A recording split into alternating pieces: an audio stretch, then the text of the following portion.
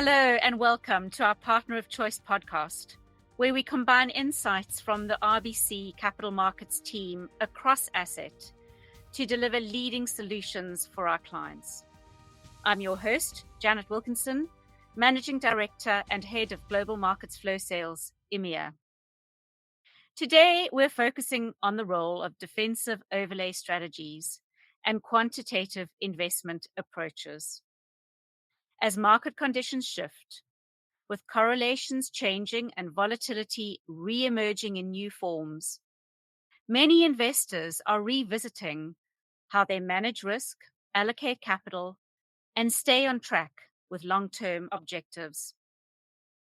Overlay strategies and QIS are increasingly being used not just as portfolio add-ons, but as integrated tools that can help provide precision, enhance responsiveness, and reinforce resilience across asset classes. So today, to walk us through how these strategies are evolving and how clients are using them, with me are three colleagues leading this work across our platform. Introducing Solenn Floch, Managing Director, Global Markets Solutions, and Akilesh Eswaran, Global Head of QIS and EMEA Head of Equity Trading. And finally, Samkit Tated, Director of QIS Structuring. Thank you, Janet. It's great to be here. Thank you, Janet. Good to be here. Thank you, Janet. Thank you for having us. So before we dive into overlays and specific strategies, let's start with some definitions. So what is QIS and why is it such a core part of how institutional investors approach diversification today? So QIS stands for Quantitative Investment Strategies. These are data-driven, rules-based approaches that bring the power of automation to financial markets. So instead of relying on human judgment alone, QIS uses transparent algorithms to capture specific investment themes. For institutional investors, QIS offers a consistent and cost-effective way to implement proven investment ideas in partnership with banks. They effectively leverage the technological infrastructure of banks, and banks take away a lot of the operational burden involved in investing.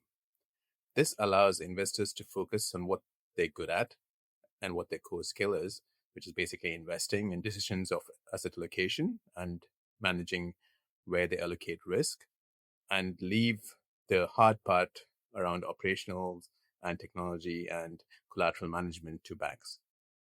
QIS has been around for over 2 decades, but it's evolved quite a lot. Can you walk us through how it started and how it's expanded over time and why?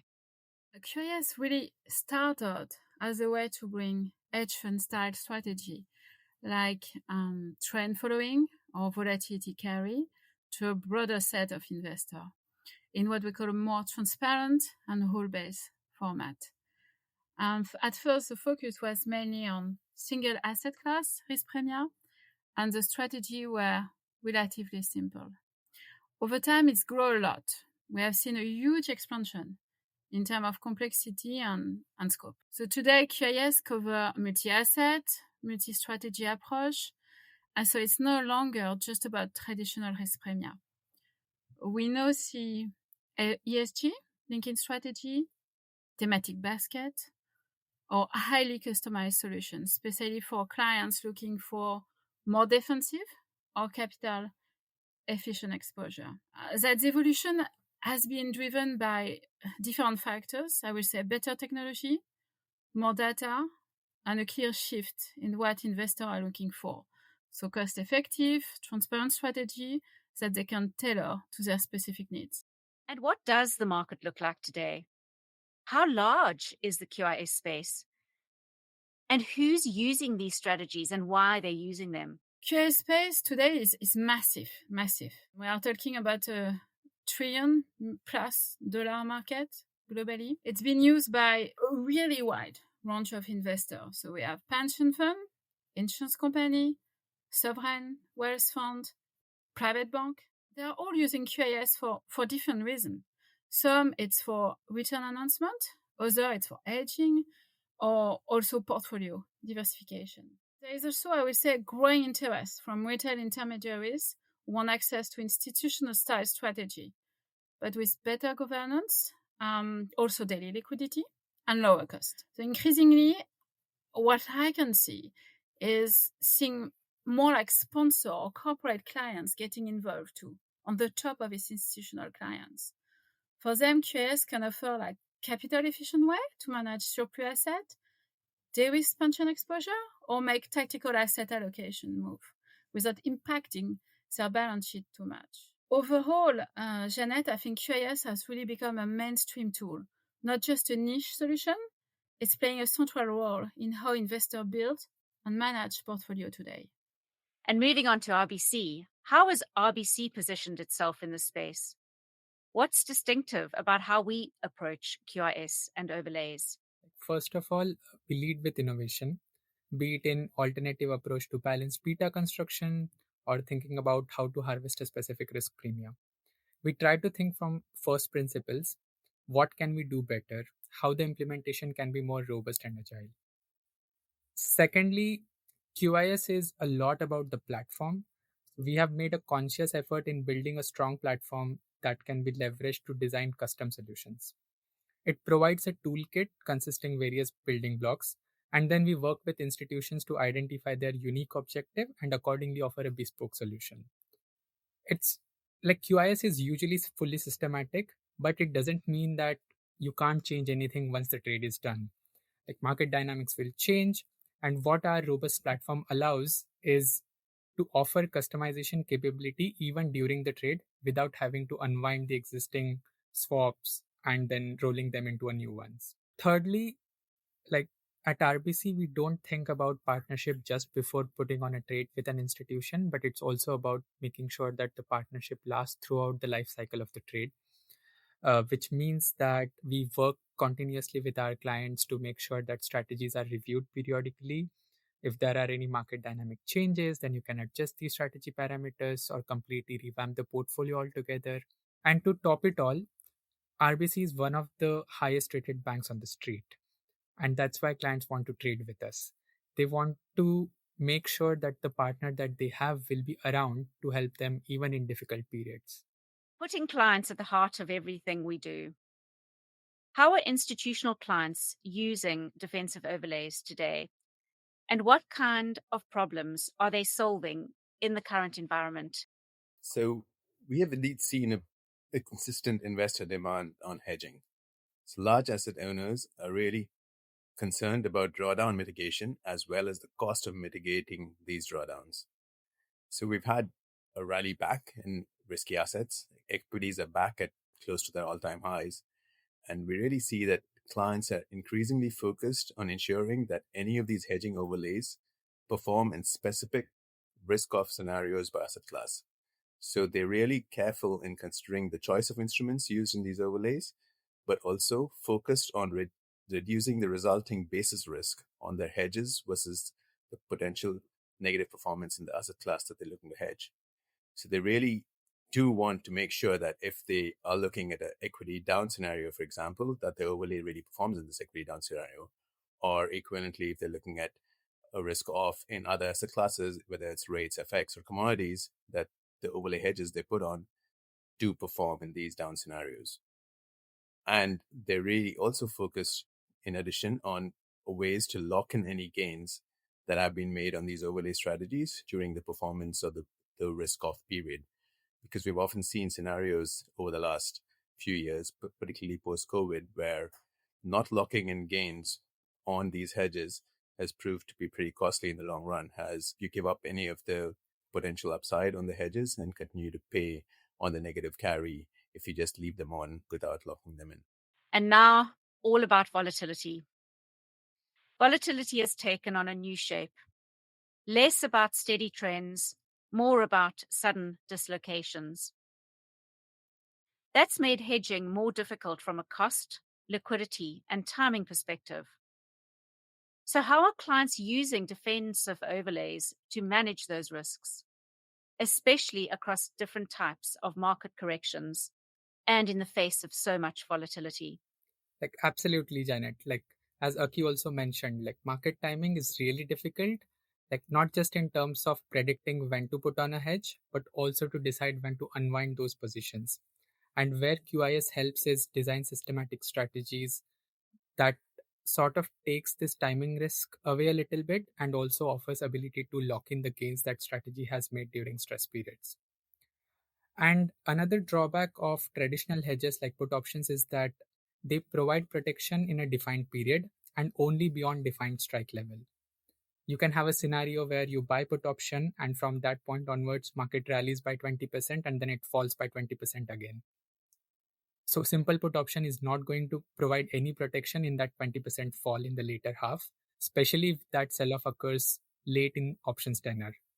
So what QIS helps with is solve some of these drawbacks. It offers a systematic solution that provides downside convexity without being too punitive in normal market conditions. It takes that timing risk away to a large extent. And as a result, clients are increasingly using QIS overlays to run systematic hedging programs. It provides that operational ease, reduces timing risk, takes human emotions out. It also allows them to tap into cross-asset offering, even if they don't have in-house capabilities in all asset classes. We are not saying that hedging has to be fully systematic. Clients can still play their views tactically and use QIS overlays as a complementary hedging tool that can help them in unexpected scenarios where they might get caught off guard. And as we look at specific QIS strategies, what are some of the most widely used overlay strategies? And how do clients think about trade-offs when choosing what's right for their portfolio? That's an excellent question. So one of the most popular overlays historically has been zero cost collar overlay, where you're buying protection by giving up some of the upside above certain level. And even if the collar is zero cost at inception, the cost you end up paying is by giving up the upside in strong market rally periods, which we saw post-COVID in 2021 and also in 2023 and 24. And this is where QIS overlay can be more effective, I think. Different things can work differently in different scenarios. Some things will work really well in rapid sell-off like COVID correction, things like long vol strategies, delta hedge put ratios, fixed call overlays. But in other market corrections like we had in 2022, which was a very gradual grind down scenario, trend following strategies, simple rolling puts, or collar overlay might work better. Additionally, we have also seen intraday momentum strategies have been very popular, especially on tech-heavy benchmark Nasdaq index. And it also complements the traditional CT allocation really well because it can react much faster when the trend is reversing from positive to negative or vice versa. So overall, if you know the scenarios that you want to protect, then it might be easier to pick one or the other strategy from the QIS toolkit. Otherwise, there is no one solution that fits everything. Nobody knows what next correction is going to look like. So it might be more prudent to have a diversified portfolio of different types of defensive strategies. And then coming to your second question, how do clients think about trade-offs in choosing what's right for their portfolio? As I said, it starts with us discussing with them what their objective is, then analyzing cost versus benefit. Like what's the reactivity or defensive alpha that you are getting by these strategies or overlays in stress periods versus what's the cost that you end up paying to hold the strategy in calm market regimes. Because hedging is like buying an insurance, right? Like it's very well understood that it will have some cost in calm periods, but QIS overlays can help to reduce this cost and also mitigate timing risk to large extent. The cost of holding these overlays can be further reduced by adding some orthogonal carry strategies in the portfolio like commodity carry. And another criteria that clients might think about is how complex the overall solution is. The strategy or the portfolio that you're designing should not be overtly complicated. Clients want to understand the scenarios where it will work and also scenarios where it might not work as intended. So there are a variety of things that clients do consider to find a solution that works for them. How are overlays supporting clients where market liquidity is a challenge or where long-term stability is a top priority, like pensions or LDI-focused allocators? That's a great question, Janet. And overlay are incredibly helpful in exactly those situations. When liquidity is tight, overlay allow clients to adjust their exposure or add protections without having to touch their physical asset. And it's a huge advantage during times of market stress.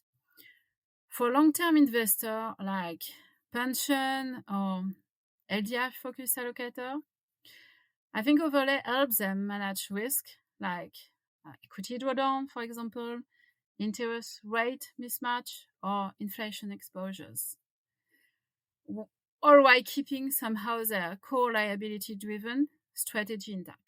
Being a strong, reliable credit partner is key, not just for executions, but for the overall risk profile of the strategy.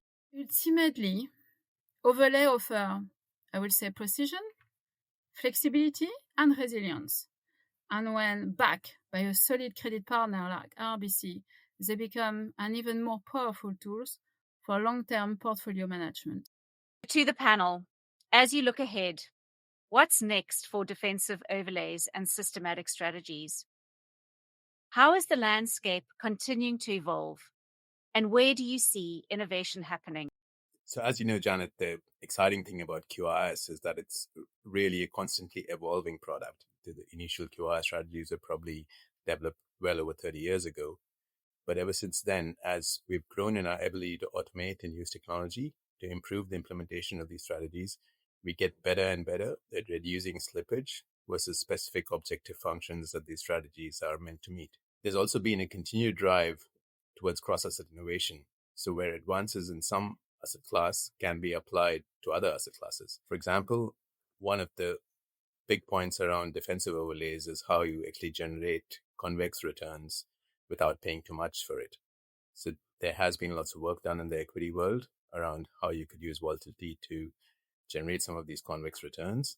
And some of this work's naturally extended to areas such as rates or FX. And that's been one big area where we've kind of seen technology in the cross-asset world drive innovation. Also, I think there's going to be a clear use of AI and machine learning in the QIS space. This is, I'd say, a bit of a greenfield area at the moment. AI has been changing very rapidly, but it also has a bit of a black box nature. One of the ethos of QIS strategies is that they're very transparent, rules-based. There's very little discretion or unknown in how a strategy operates and performs. But with AI, you do get a bit of a black box approach. But on the other hand, AI is very good at looking at data, assimilating it, and reacting to it much faster than the average human. So I do feel that it's inevitable that AI is going to be transformative in the QIS space too. And we will see some strategies in the future look quite different to what they do today. Thank you, Solenn, Akilesh, and Samkit, for an insightful discussion on how QIS and defensive overlays are helping institutional clients navigate uncertainty with more confidence. For our listeners, if you want to learn more about these strategies or RBC's platform, please reach out to your RBC representative. We look forward to continuing the conversation in future episodes. And thanks to all of you for listening to the Partner of Choice podcast from RBC Capital Markets podcast. This episode was recorded on Friday, the 16th of May, 2025. If you enjoyed the podcast, please share the podcast with others. And thanks for listening in today.